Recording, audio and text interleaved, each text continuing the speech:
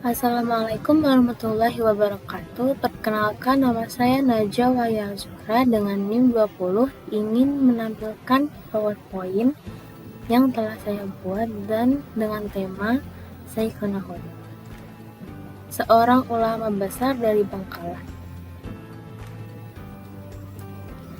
Syekhona Khalil. Syekh Khalil atau biasa disebut Syekhona Khalil Bangkalan. Beliau adalah seorang ulama dan tokoh agama Islam yang terkemuka yang berasal dari Bangkalan, Madura. Beliau lahir pada hari Selasa 27 Januari 1820 Masehi. Ia berasal dari keluarga ulama. Ayahnya bernama Kiai Haji Abdullah Al-Latif yang masih mempunyai pertalian darah dengan Sunan Gunung Jati. Perjalanan belajar Syekhona Khalil. Syekhona Khalil mengawali pengembaraannya sekitar tahun 1850-an ketika usianya menjelang 30 tahun. Beliau belajar kepada Kiai Muhammad Nur di Pondok Pesantren Langitan, Tuban, seperti gambar yang ada saya tampilkan. Kemudian dari Langitan, beliau pindah ke Pondok Pesantren Cangaan di Wangil, seperti gambar yang telah saya tampilkan. Kemudian beliau pindah ke Pondok Pesantren Kebon Candi di Pasuruan.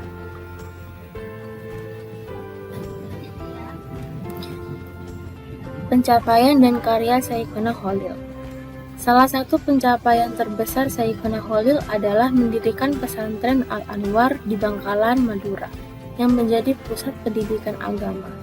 Dan juga karyanya mencakup buku-buku dan risalah tentang akidah, fikih, dan tafsir. Berikut adalah gambar yang menampilkan pondok pesantren yang didirikan oleh Syekhona Khalil. Peran besar Syekhona Khalil. Yang pertama, penyebaran ilmu keagamaan. Syekh Khalil adalah sosok yang sangat peduli terhadap penyebaran ilmu keagamaan. Hal ini ditunjukkan dari tulisan Syekh Khalil di berbagai bidang seperti tauhid, fikih, nahwu shorof, tajwid, tafsir, dan akhlak. Yang kedua, dunia pesantren. Jaringan pesantren di Nusantara sebagian besar intisab atau ikrar kepada pesantren Syekhona Khalil. Tidak hanya itu, berkat Syekh Khalil, hingga kini pesantren mampu bertahan di segala zaman meskipun menghadapi berbagai rintangan. Yang ketiga, mengembangkan kurikulum pesantren. Sebelum tahun 1888 Masehi, kurikulum pesantren tidak ada yang mencolok.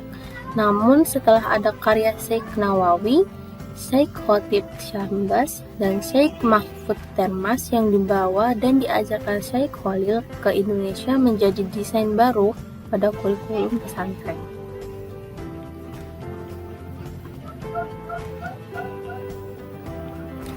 Istri-istri Syekhona Khalil.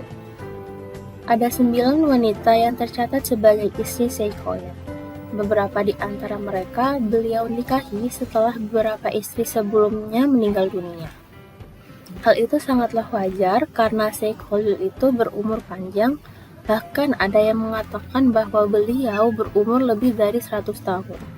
Maka beliau pun beberapa kali kedahuluan meninggal oleh istri dan beberapa kali menikah lagi. Itulah sebabnya Syekh Khalil memiliki istri yang banyak.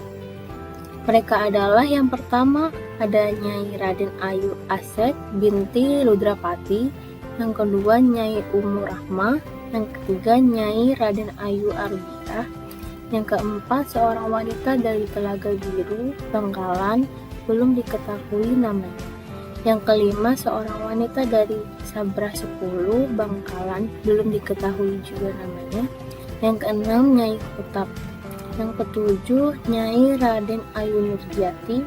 Yang kedelapan, Nyai Mesi. Yang kesembilan, Nyai Sailah.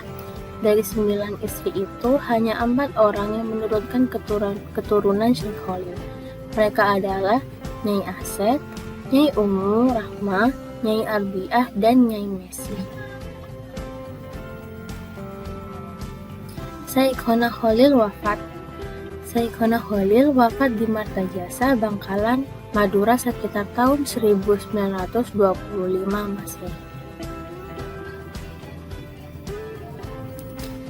Terima kasih, sekian dari saya. Kurang dan lebihnya mohon maaf.